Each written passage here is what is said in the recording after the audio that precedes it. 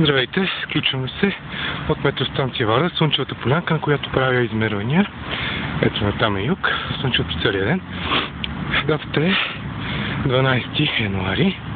Общо взето може би последния или предпоследния ден с снежна покривка. Вчера, както ще видите в предния клип, точно по това време, снежната покривка беше 5,5 см, но капаните денонощни 2-3 градуса направо се сипаха. В момента все още е на 80% покритие, но дебелината е. Сега ще видим колко. Ето е линейката.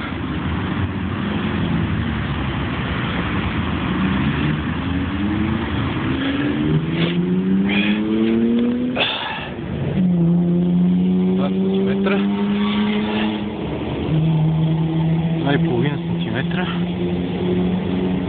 2,5 сантиметра. 2 сантиметра. 3 сантиметра. 2,5 сантиметра.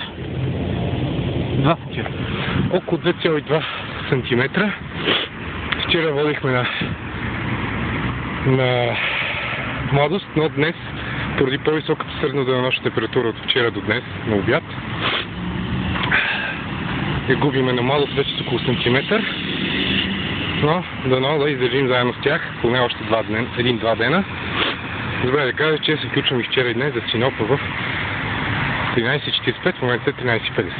Скоро.